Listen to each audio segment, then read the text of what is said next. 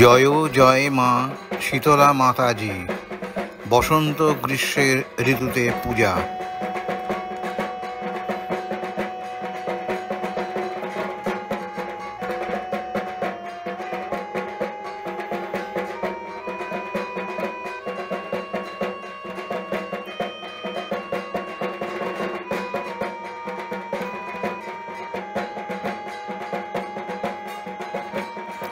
মা শীতলা মাতা।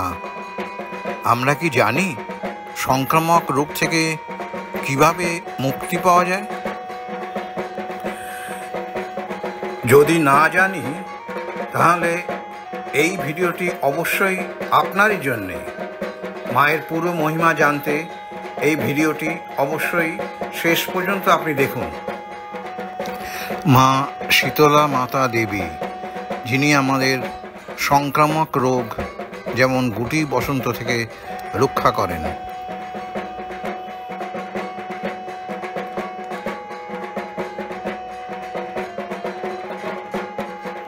বিশেষ পূজার দিনে মায়ের সাজ। আপনি কি জানেন মা শীতলা মাতার দুটি হাতে কি কি থাকে? মা শীতলা মাতা জীবাণু দূর করার জন্যে এক হাতে ঝাড়ু এবং অন্য হাতে ক্ষত সারাতে পবিত্র অমৃতের পাত্র। মা শীতলা মাতার ব্যবহারের 5টি জিনিস কি কি? মা শীতলা মাতার ব্যবহারের 5টি বিশেষ জিনিস। একটি হলো অমৃত কুম্ভ, অমৃতের কলস। মা একটি গাধায় চড়ে ঘোরেন। গাধা নিজের জন্য চিন্তা না করে দুস্থদের জন্য চিন্তা করে। এটি একটি নিঃস্বার্থতার শিক্ষা। মায়ের হাতে থাকে ঐশ্বরিক ঝাড়ু, যা জীবাণু তাড়ায় এবং অমৃত ছড়ায়। আরও থাকে একটি কুলো, যা অবাঞ্ছিত জিনিসকে বেছে বার করে দেয়। মায়ের হাতে থাকে নিম পাতা, যাতে ত্বকের চিকিৎসা সহ অনেক ঔষধি গুণ রয়েছে। ন্যাশনাল ক্যাপিটাল রিজিয়ন গুরুগ্রামে মা শীতলা মাতার মন্দির। কোন কোন অঞ্চলে মা শীতলা মাতার পুজো প্রচলিত আছে? মা শীতলা মাতা দক্ষিণ এশিয়ার সমস্ত অঞ্চলে পূজা করা হয়, যেখানে লোকেরা মূলত ইন্দো আর্য ভাষায় বার্তালাপ করে। মা শীতলা মাতার কপালে কি চিহ্ন থাকে? হিমাচল প্রদেশে মা শীতলা মাতার মন্দির। মা শীতলা মাতা প্রায়শই তাঁর কপালে একটি ছোট বসন্তের গুটি দিয়ে চিত্রিত করা হয়, যা রোগ নির্মূলের প্রতীক। মহামারী থেকে নিরাময়ের জন্য তাঁর আশীর্বাদ চাওয়া হয়। ছত্তিশগড়ের মা শীতলা মাতার মন্দির। পৌরাণিক কাহিনী অনুসারে মা শীতলা মাতাকে ঋষি দধিচির কন্যা বলে মনে করা হয়। পুরাণ তাকে ভগবান শিবের স্ত্রী হিসেবেও বর্ণনা করে। মা শীতলা মাতা মহামারীর বিরুদ্ধে লড়াই করার জন্যে মা দুর্গার আর এক অনন্য রূপ। কাড়াধাম কৌশাম্বীতে মা শীতলা মাতা।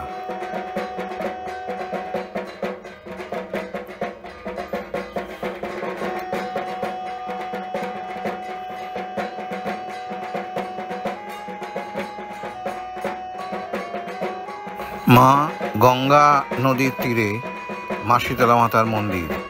কৌশাম্বী জেলার সিরাথু উত্তরপ্রদেশের কাছে অবস্থিত একটি শহর। 51টি শক্তিপীঠের মধ্যে এটি একটি। মা শীতলা মাতার মূর্তি দক্ষিণ কলকাতার একটি মন্দিরে। পূর্ব ভারত, পশ্চিমবঙ্গ, কলকাতায় অনেক মা শীতলা মাতার মন্দির রয়েছে, যেখানে নিয়মিত পূজা অনুষ্ঠিত হয়। তীব্র গ্রীষ্মকালে এক শনিবার মাতার বার্ষিক পূজা অনুষ্ঠিত হয়।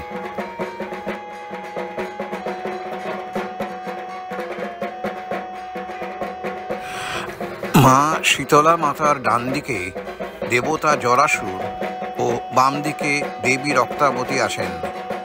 এরা যথাক্রমে মায়ের পুত্র ও কন্যা।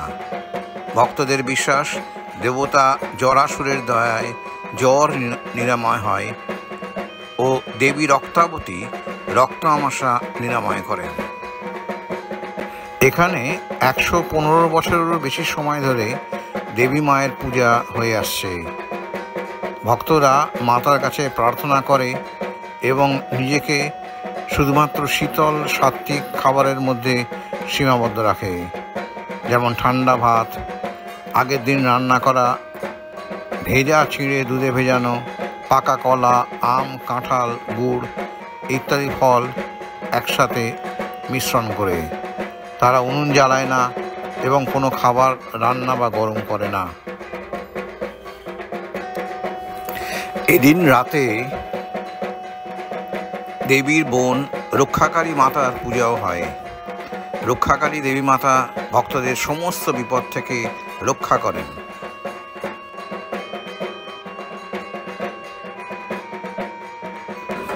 দণ্ডি কাটা। ভক্তেরা দেবী মায়ের আশীর্বাদ পেতে একটি নিকটবর্তী পুকুরে স্নান করে এবং ভেজা কাপড়ে পুকুর থেকে মন্দির পর্যন্ত উত্তপ্ত রাস্তায় ক্রমশ এইভাবে উপুড় হয়ে শুয়ে তারপর দাঁড়িয়ে আবার শুয়ে শুয়ে যায়। এটি মাতার প্রতি তাঁদের ভক্তি নিবেদনের একটি উপায়। উত্তর ভারতে চৈত্র মাসে কৃষ্ণপক্ষের সপ্তমী তিথিতে ভক্তেরা সাধারণত কাছাকাছি নদীর তীরে যায়। শীতলা মাতার মূর্তি একটি লাল কাপড়ের ওপরে একটি উঁচু মঞ্চে রাখে। তারা নদীতে পবিত্র স্নান করে। শীতলা অষ্টকম স্তোত্র পাঠ করা হয়।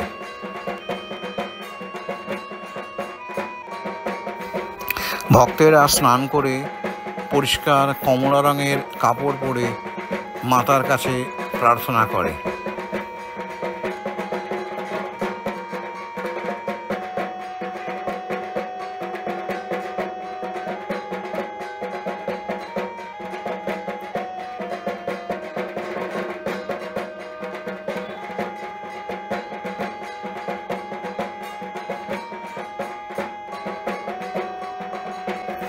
হিমাচল প্রদেশে মা শীতলা মাতার মন্দির।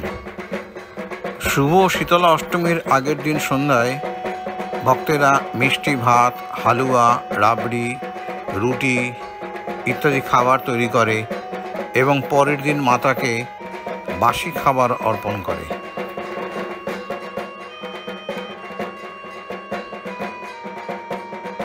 কলকাতায় পাড়ার মণ্ডপে মা শীতলা মাতার পুজো।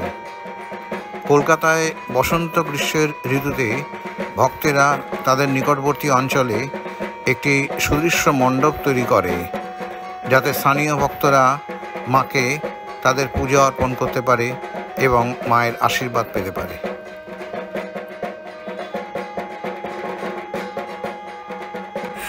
এই মণ্ডপে সন্ধ্যার সময় ভক্তিমূলক গান এবং নাটক জমজমাট আবহ সঙ্গীতের সাথে পরিবেশন করা হয়। প্রায় গভীর রাত পর্যন্ত এই অনুষ্ঠান হয়। ভক্তদেরকে মায়ের ঐশ্বরিক মহিমা সম্পর্কে অবগত করা হয়। এই ভিডিওটি আজ এখানেই শেষ করছি। আশা করি আপনাদের এটি ভালো লেগেছে। এরপর দেখুন এরকমই একটা চিত্তাকর্ষক ভিডিও। আশা করি এই তথ্য এবং বিবরণ আপনাদের ভালো লেগেছে। আপনারা চ্যানেলটিকে অবশ্যই দেখুন, লাইক করুন, শেয়ার করুন, কমেন্ট করুন এবং অবশ্যই সাবস্ক্রাইব করুন। আপনারা একটি লাইকে এবং একটি শেয়ার করলে বা সাবস্ক্রাইব করলে আমরা অনেক বেশি উৎসাহ পাই এবং আরও অনেক এরকম ভালো ভালো ভিডিও তৈরি করে আপনাদের সামনে আনতে পারি। কাজেই অনুগ্রহ করে লাইক করুন, সাবস্ক্রাইব করুন এবং শেয়ার করুন। আমাদের ধন্যবাদ দেবেন। নমস্কার।